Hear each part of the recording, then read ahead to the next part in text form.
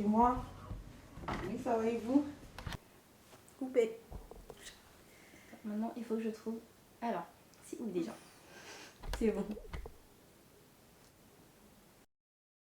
Alors, moi, c'est Birti Aline, alias Bibi. J'ai 20 ans, je suis d'origine haïtienne. Mes parents sont haïtiens, dominicains, etc.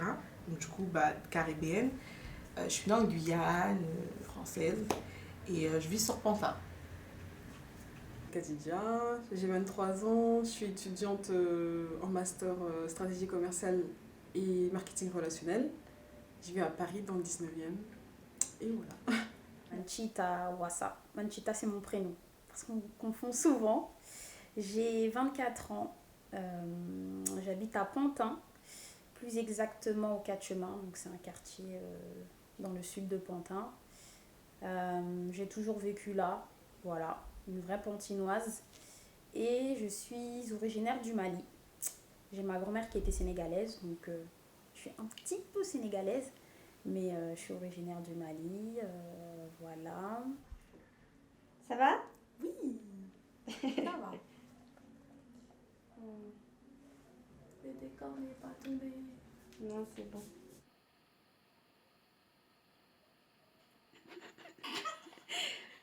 Voilà. Non, mais c'est moi, ça me... ouais, ok.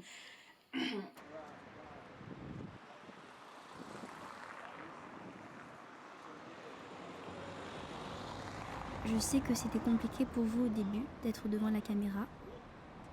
On se connaît bien, mais j'ai senti que la caméra avait créé une ambiance un peu pro, bizarre, étrange.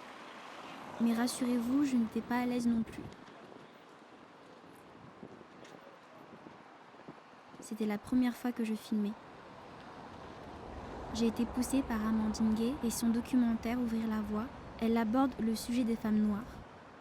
J'ai eu envie de questionner des femmes qui m'entourent, très différentes de celles présentes dans son film et qui me représentent davantage. Moi aussi, je me présente. Je m'appelle Ashmia, j'ai 21 ans et je suis née aux Comores. J'ai grandi, étudié et travaillé dans le 93. Ce film est ma réflexion par rapport aux entretiens que j'ai eus avec mes amis il y a maintenant 2 ans. Quartier populaire.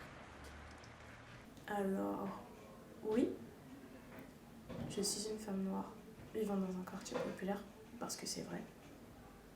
Je vis pas dans Paris ou quoi que ce soit, je vis dans le 93. Mais après, je ne le vois pas comme étant mon statut. C'est-à-dire que c'est vrai, mais c'est quelque chose qui peut changer. C'est-à-dire que oui, je vis dans un quartier, mais ça ne veut pas dire que je vais rester à jamais implantée dans le quartier. Après, je vois pas ça comme étant un désavantage, parce qu'il m'est jamais arrivé quoi que ce soit de bizarre. J'ai toujours été bien en fait. J'ai eu une bonne enfance, une bonne adolescence, et aujourd'hui, en tant que jeune adulte, j'ai jamais eu de problème ou quoi que ce soit en fait à vivre dans un quartier. Au contraire, quand on me pose la question, ouais, alors tu viens d'où? Je vais pas leur dire je viens de Paris, sauf si ce sont des personnes dont je me méfie. Je leur dis, moi j'habite dans 93, j'habite à Bobigny. Enfin, moi, je ne me définis pas comme une femme qui vient des quartiers populaires, etc. Non, pas du tout.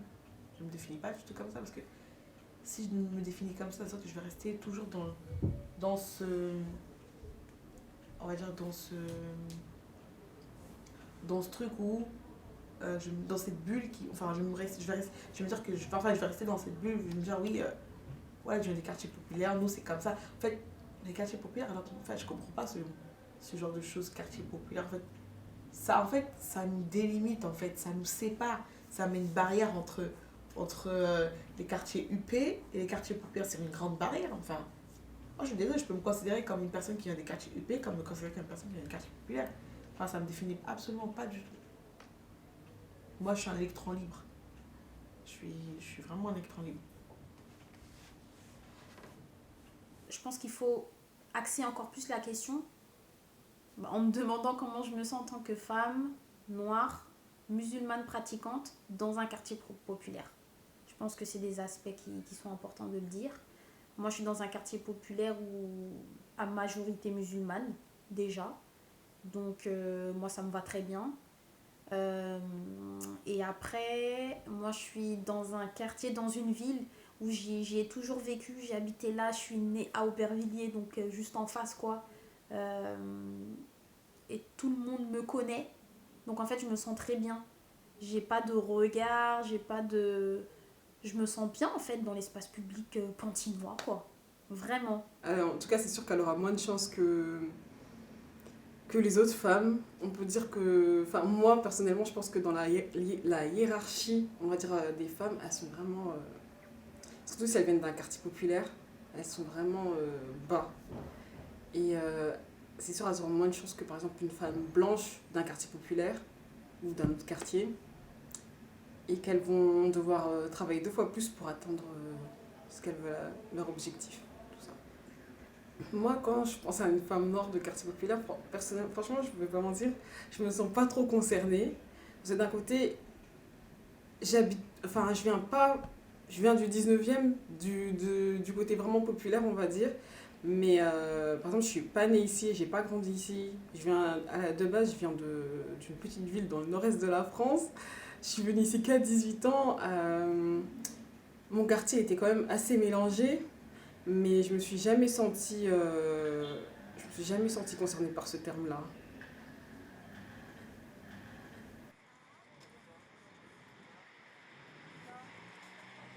L'utilisation de ce terme n'est peut-être pas adaptée.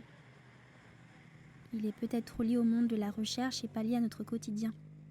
Moi, je ne l'avais jamais utilisé, ni entendu dans une discussion entre amis. Entre nous, on se le dit pas, on n'utilise jamais ce terme. Pourtant, il semble nous définir. J'aurais dû approfondir ce questionnement autour de la notion populaire avec toi, Khadija. Car toi, tu utilises le mot quartier mélangé et tu parles des femmes noires de quartier populaire à la 3e personne.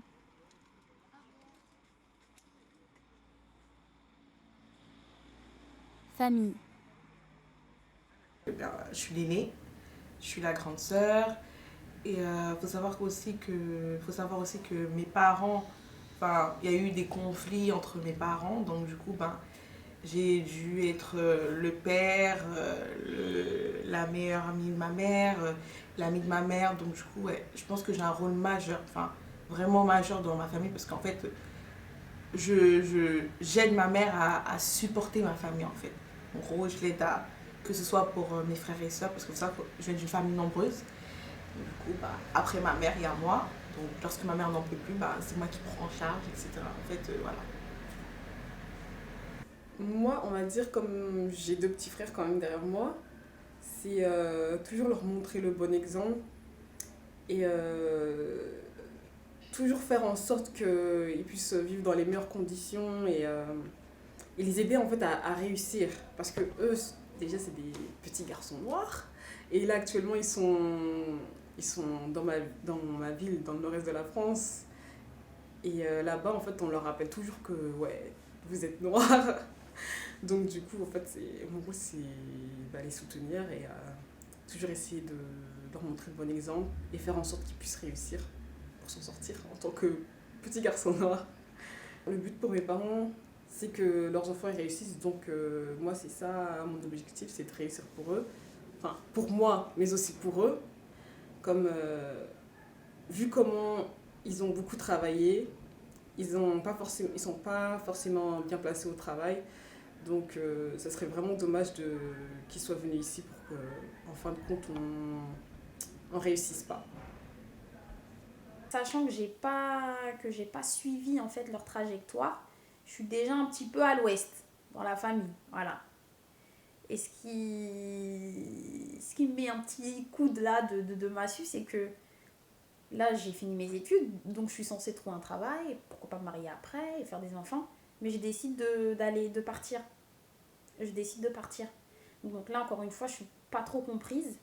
Donc je dirais pas que j'ai un rôle dans ma famille, mais je suis différente. Je suis différente des autres membres de ma famille. Je dirais ça.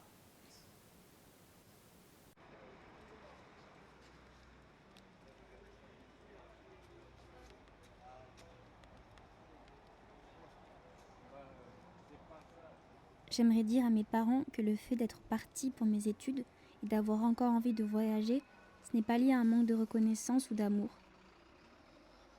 Au contraire, j'ai eu envie de partir pour me prouver et vous prouver surtout que j'étais capable d'être indépendante et que vous pouviez me faire confiance.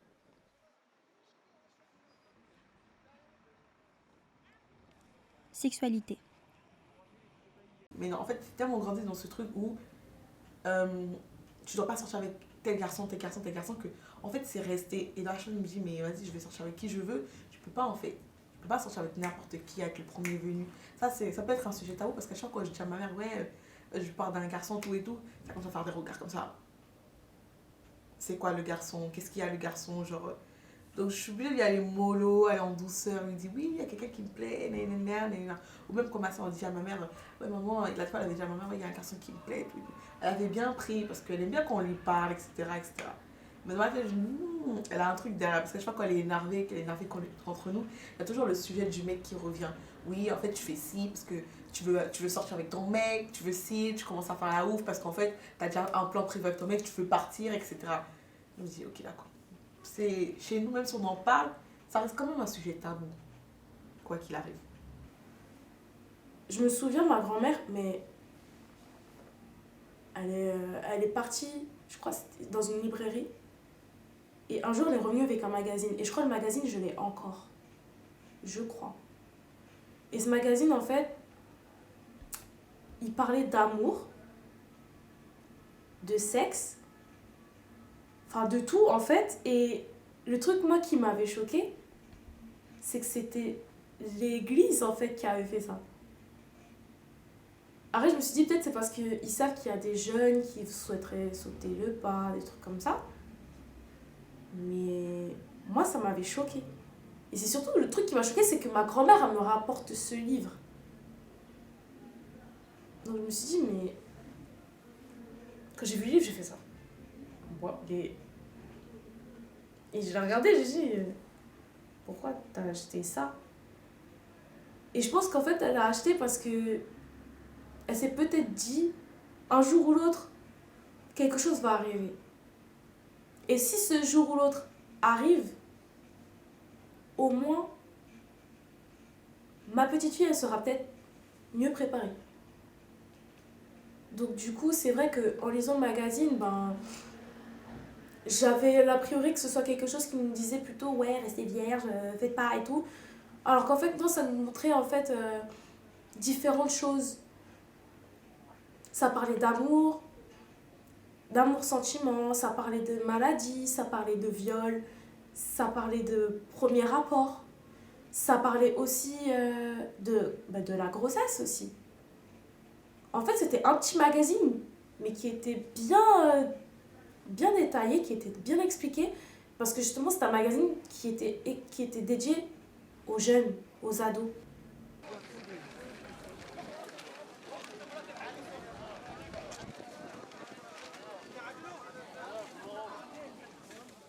Je comprends qu'il y ait des tabous dans ma famille sur ce sujet. Et la pudeur, c'est quelque chose d'important pour moi. Mais j'envie le choix que tu as de pouvoir en parler sans avoir peur de leur réaction.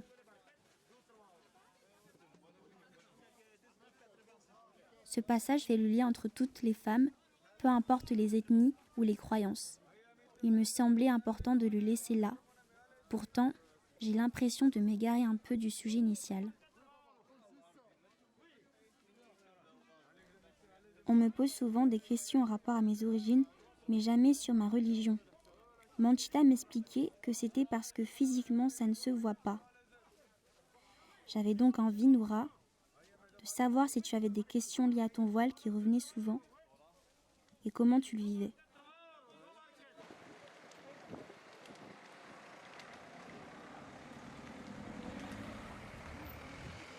Le voile. Franchement, j'en ai eu plein. Déjà de ma propre communauté qui est censée être une communauté musulmane. Bah eux-mêmes, j'ai eu plein de tontons, plein de tatas qui me disaient oui, mais c'est quoi en fait qui t'a donné envie de porter le voile de manière un peu péjorative Ou alors, oui, ta mère, elle le porte, sachant que ma mère, elle le porte pas. Oui, ta mère, elle le porte. Comment ça se fait que tu mets ça? Ça sert à rien, enlève. Ça, c'est pas utile. Franchement, j'en ai eu des Comoriens qui m'ont dit ça, genre vraiment. Et des musulmans, du coup, des Ouais. personnes qui Pourquoi sont... tu penses qu'ils m'ont dit ça? Franchement, je pense que c'est parce qu'en fait, les Comoriens, ils ont une tendance à mélanger la culture et la religion. Et eux-mêmes, si vous allez aux Comores, vous allez voir qu'il y a plein de femmes qui portent des laisseaux comme ça, Ouais, mais qu'ils ne mettent pas forcément comme ça, ouais. mais pour eux, c'est culturel. culturel, ouais. Et en fait, quand tu le portes comme ça, pour eux, ils doivent se dire, bon, elle est dans l'excès. J'ai même entendu quand j'étais aux Comores, ouais, tu t'habilles comme les Arabes, les Marabouts, comme ça. Genre, en fait, c'est les Arabes qui mettent le voile. Je me suis dit, mais on est où? On est dans un pays musulman et tu me dis ça, genre, enfin, je sais pas. Et voilà, ensuite, même quand j'étais en stage de soins, là, tout de suite, en ce moment, il y avait une aide-soignante qui m'a dit, oui, c'est toi la voilée qui était là, parce que du coup, quand je suis arrivée à mon stage, je me suis présentée avec mon voile et tout. Et après, elle m'a dit, oui, c'est toi la voilée? J'ai dit oui. Et après, elle m'a dit, oui, c'est ta famille qui t'a forcé à porter ça, c'est ton père qui t'a forcé à porter ça, nanana. Ou alors on m'a même dit quoi? Oui, tu t'habilles comment? Tu t'habilles normal ou tu t'habilles avec les grandes capes comme ça? Nanana. Mais j'étais outrée parce que la manière de comment elle disait ça, c'est grave péjoratif. Genre, je sais pas, un peu de respect. Tu dis pas des grandes capes comme ça, bah ouais. Et en plus, tu t'habilles normal, en mode, genre là, t'es pas habillée normal. J'ai aussi une anecdote à raconter. C'était quand j'étais en Allemagne. C'était en 2018, je crois. 2018 ou 2019. Bref, du coup, j'étais en Allemagne et en fait, j'accompagnais ma mère dans un magasin. Et comme l'Allemagne et Strasbourg, c'est à la frontière, il y a quand même des Strasbourgeois qui vont en Allemagne. Du coup, ça fait qu'on peut rencontrer des gens qui parlent français. Du coup, j'étais là-bas, etc. Et de là, il y a une dame, elle commence à me parler. Elle me dit, d'abord, on parlait de vêtements. Et là, d'un coup, elle commence à dévier sur mon voile comme ça. Elle fait, oui, ça fait longtemps que vous le portez.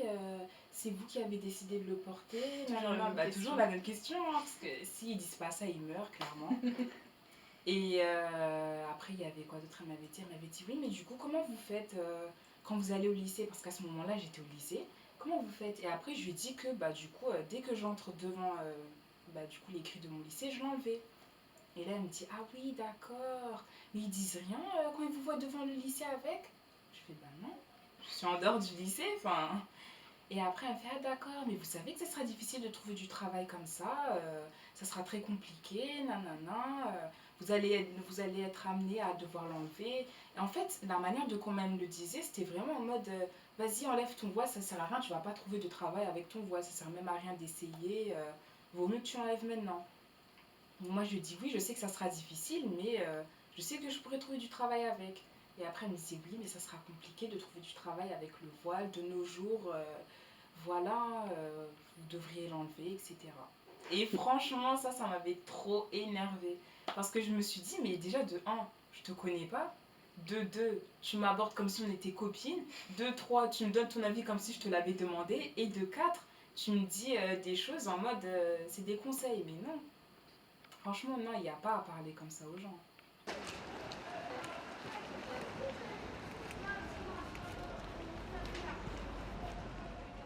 Je n'ai jamais remis en doute ma place dans un théâtre. Mais d'une certaine manière, on l'a fait pour moi. Je suis partie dans un théâtre parisien et la première question qu'on m'a posée, c'était « Avec quel organisme vous venez ?» Culture. Ah, moi, je me permets d'aller dans des lieux où... non, mais moi, je me permets d'aller partout, de toute façon. La France, je pense que la France appartient à tout le monde. Moi, je me permets d'aller dans des lieux où on ne voit pas forcément de personnes de couleur ou peu importe. Mais moi, peu importe. Moi, s'il faut aller dans un quartier populaire de Paris ou un quartier huppé de Paris, moi, je me permets d'y aller, en fait. Je pense que ça appartient à tout le monde. C'est pas un tel, il y a un tel. Parce que je suis noire, que j'ai pas le droit d'aller dans tel endroit, tel endroit. Non, je me permets, je m'impose carrément. On me regarde bizarrement, oui, et comme on dit, ben voilà, moi j'aime bien ma couleur de peau, pour rien au monde je la changerais. Pas parce que je suis noire que je peux pas aller, je sais pas moi, je peux pas aller aux Champs-Élysées, aller dans un resto huppé des Champs-Élysées parce que je suis noire, n'importe quoi. Non, non, non, je me permets, je m'impose carrément. Regarde-moi, admire-moi, admire ma beauté, admire ma brown skin. Ah, non, je me permets. Donc du coup, moi je suis pas contrée par rapport avec ma famille, non. Au contraire, moi je les booste. Et si vous avez peur d'un endroit où... Parce que moi, mes frères et soeurs, ils disent, ah, non, moi, on n'a pas envie d'aller à tel endroit parce qu'il n'y a que des blancs. C'est moi, je leur dis, allez-y, allez vous imposer que les blancs, mais parce que eux, bah, c'est normal parce qu'ils sont cultivés, ils sont à la recherche de tout ce qui est culture, ils sont à la recherche de la connaissance, alors que nous, je parle pas forcément pour les noirs, hein, mais nous, en quelque sorte, ah non, mais non, ça n'intéresse pas, tout et tout, c'est comme pour les musées, là, on voit que des blancs parce que eux, ils sont, culturellement parlant, on va dire, ils sont plus cultivés, ils cherchent à comprendre les choses, ils cherchent à savoir les choses, ils ont une connaissance des choses. Alors que nous, de notre côté, on reste toujours dans notre quartier, dans nos quartiers populaires, on veut pas sortir parce que, ouais, il y a que des blancs. Mais admettons que tout le monde sorte de leur quartier, on vous invite à un musée, histoire d'apprendre les choses, tout ce qui est culturel. Je pense que à force, si tout le monde, enfin, si tous les quartiers populaires se mettaient à aller dans les exemples, se mettaient à aller dans les musées, etc., je pense qu'il n'y aurait pas ce truc où il n'y a que des blancs, les nerfs, non. Il faut s'imposer dans la vie. Dans tout ce qu'on fait, faut savoir, il faut apprendre à s'imposer, tout simplement. Ben, je pense pas réellement à ça en fait. Ouais, Genre, sur le je vais moment, penser, ouais, non, sur le moment, non. Après, c'est sûr que quand je suis entourée que de personnes, enfin, que je suis la seule roulant, on va Ouais, moi, c'est dire, pareil. là, je vais me sentir un peu gênée parce que je vais me dire, ouais, mais il n'y a pas de confrère, il n'y a pas de consoeur. Moi, c'est pas l'endroit. Peut-être qu'eux, ils sont là en train de se dire, mais qu'est-ce qu'elle veut celle-là? Genre, elle est là pourquoi? Mais regarde-moi celle-là, etc.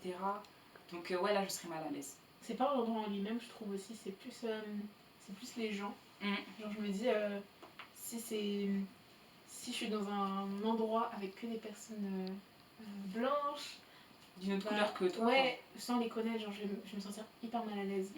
Pas forcément que blanche, hein, mais même si je suis au milieu plein d'arabes, je vais me sentir bizarre. Pareil. C'est comme la dernière fois que je suis arrivée en plein milieu d'une manifestation pour l'Algérie. C'était à République et je me sentais tellement mal à l'aise. Ouais, j'avoue. Hein.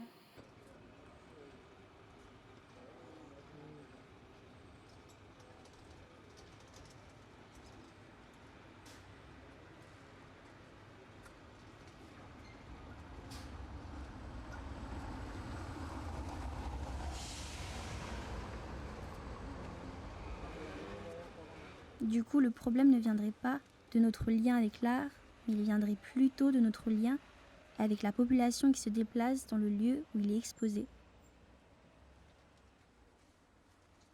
Le discours que tu as, Bibi, est un discours qu'on aime entendre, mais concrètement, comment on réussit à ramener son petit frère ou sa petite sœur dans un musée?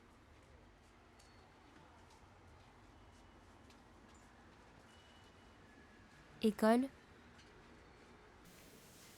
Moi, je me souviens de l'histoire des Noirs à l'école. Hein.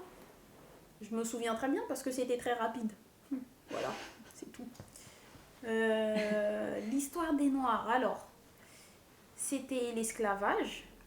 Les Noirs, esclavage. Les Noirs, c'était des esclaves.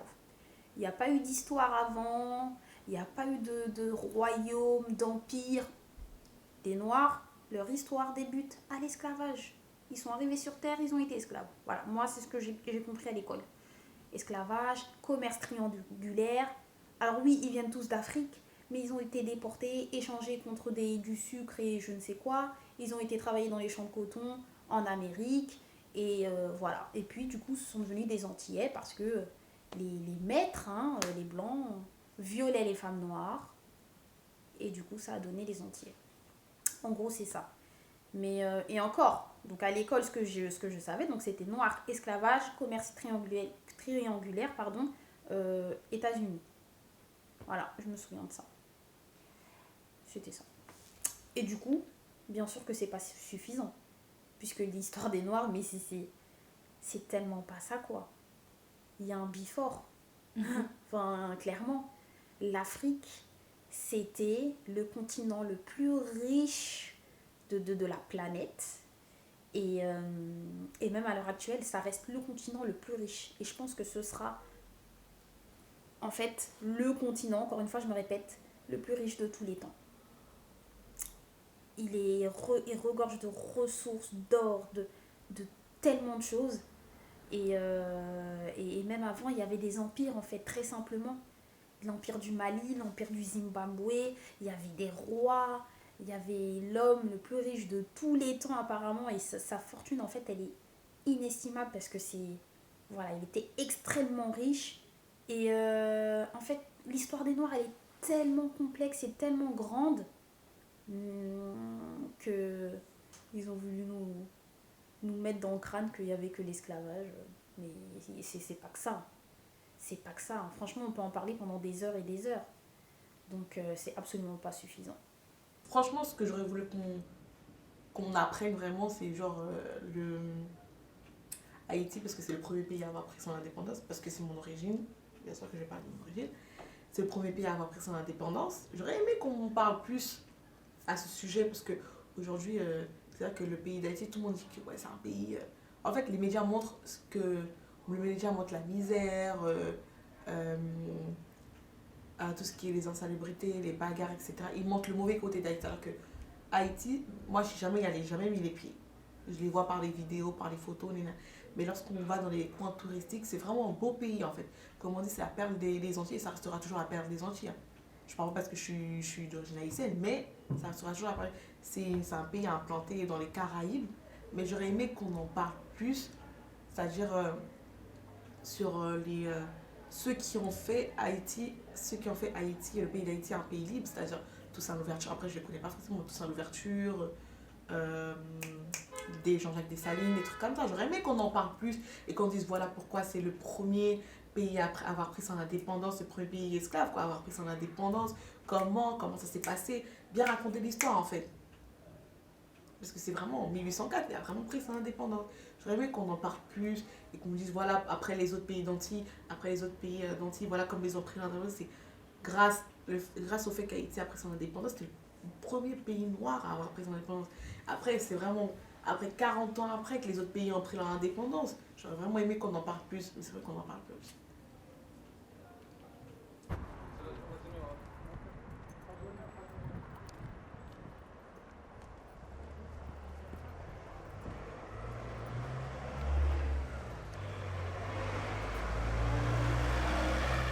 Modèle.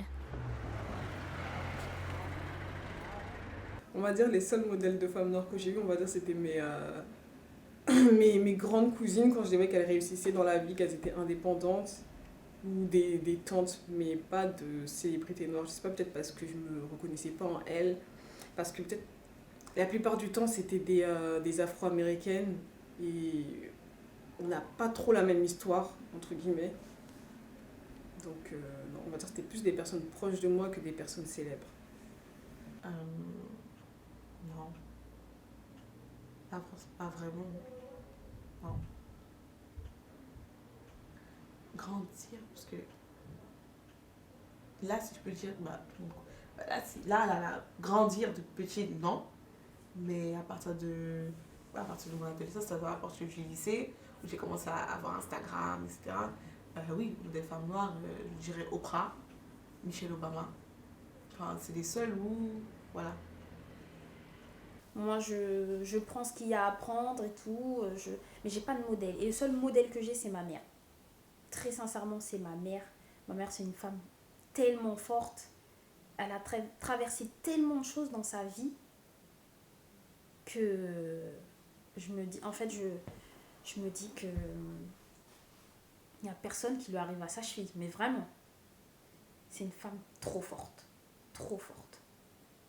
Elle a vécu tellement de choses, elle a surmonté et à l'heure actuelle, elle va bien, elle est... Voilà, non mais c'est ma mère, c'est ma mère. Après, il y a d'autres femmes noires voilà, qui ont fait l'histoire, ce genre de choses, qui ont été, pas des modèles, mais c'était des bonnes inspirations.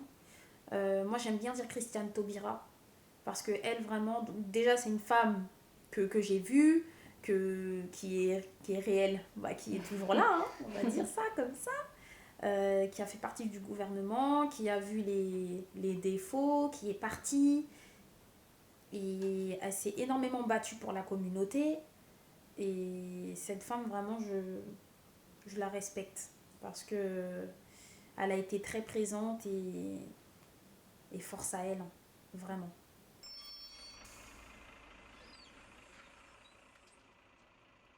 Lors d'un atelier de théâtre, je devais jouer le rôle d'un artiste de mon choix et chanter une de ses chansons en playback. J'avais choisi Respect d'Aretha Franklin. Et je me souviens que la veille de mon passage, j'en avais parlé à l'une de mes tantes. Je lui avais parlé de ce que racontait cette histoire, Elle m'a répondu que la chanson parlait d'elle.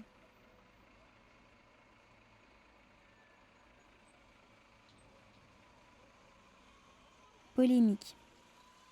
Comment on peut attribuer un t-shirt à un petit, et en plus ils ont bien choisi la personne, ils ont pris un petit noir, enfin un petit noir, un petit noir, ils l'ont attribué alors que l'autre petit blanc, avec le t-shirt tout le monde disant, je me rappelle plus, c'est le roi de la jungle ou j'en sais rien, le singe, ouais, the monkey, the cool, je sais pas quoi, le singe le plus cool de la jungle, ils l'ont attribué à un petit garçon noir.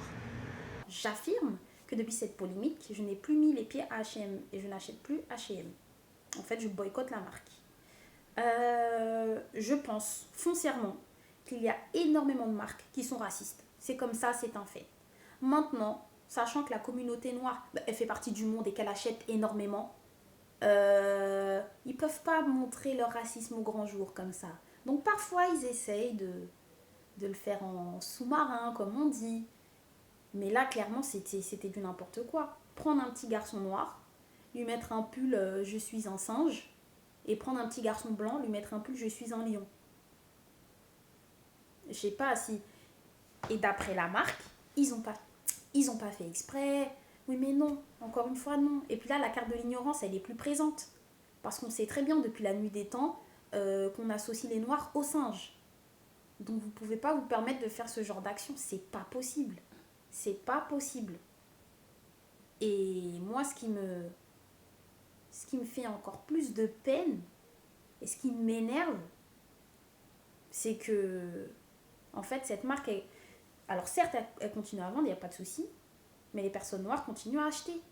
Donc en fait, sur le coup, on crie au racisme, oui, c'est des racistes, c'est pas bien ce qu'ils ont fait, mais le lendemain, on va acheter le pull. Donc en fait, ça n'a aucun sens. C'est bien de parler, mais c'est les actes qui doivent suivre. Donc voilà, moi personnellement, j'achète plus H&M depuis qu'il y a eu ça. Et j'ai parlé à mon entourage, à mes amis, on n'est que 2 à boycotter la marque depuis. Et demain, j'irai pas acheter H&M. Non, c'est impossible. C'est comme Guerlain. T'as boycotté la marque, toi? H&M, franchement, non. Je dirais franchement non. J'achète des vêtements H&M, j'ai des pantalons, des pulls. C'est pas ça qui va m'arrêter. C'est pas parce qu'ils ont mis un petit garçon, un petit noir, en me disant oui, le singe le plus cool de la jungle que je vais m'arrêter à acheter des vêtements H&M. Je suis désolée. Tu vois. Quoi qu'il arrive, c'est pas à cause de ça, c'est pas à cause de ce truc-là qu'on va faire, qui va nous arrêter à comment acheter des vêtements chez H&M. Il y a des trucs bien plus grands, il y a des trucs bien plus graves. Enfin, je vais dire, il y a des trucs bien plus graves et c'est pas ce petit truc qui va nous arrêter à acheter des vêtements. On va pas boycotter. Enfin, moi, je pense que les gens qui boycottent la marque sont vraiment bêtes. Parce qu'en fait, il y a des trucs plus graves. Il y a des trucs plus graves. Et franchement, il y a des trucs graves. C'est comme l'affaire Christina Taubira, je sais pas comment elle s'appelle, là, la députée. Quand ils l'ont traité de singe, mais en fait, je vais dire, pourquoi ils étaient pas tous, pourquoi tout le monde n'était pas à fond avec elle, pourquoi tout le monde n'était pas avec elle. C'est une marque qui a décidé de sortir un petit pull sur un petit garçon black. Ils lui disent, ouais, le singe le plus court de la jungle, et tout le monde commence à boycotter. Moi, je pense qu'il y a des trucs bien plus graves et les gens s'attardent trop sur des choses futiles, en fait. Il y a des trucs graves, mais ils s'attardent sur des petites choses. Et donc, je me dis, moi, je ne vais pas boycotter la marque. H&M, c'est une marque que j'aime bien, j'achète tous mes vêtements là-bas, donc c'est pas ça qui va m'arrêter.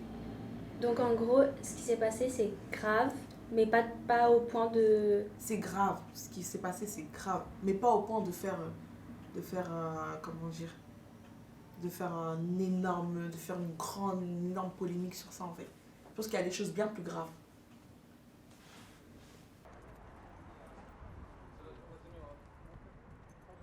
Lorsque je me suis retrouvée en Espagne, j'ai été confrontée à des situations que je n'avais jamais eues en France. Un jour, l'ex-mari de ma coloc est venu chez nous. Et en me voyant, il s'est mis à crier. « Qu'est-ce que tu fais ici? Tu n'as pas le droit d'être là. Tu n'es pas d'ici et je vais appeler la police. Attends-toi à les voir débarquer. » Sur le coup, à part lui montrer ma carte d'identité pour lui prouver que j'avais ma place, je ne pouvais rien faire d'autre. Alors oui, il y a plus grave et plus violent. Mais est-ce qu'on a toujours la possibilité d'agir? Et si tout était simplement grave ?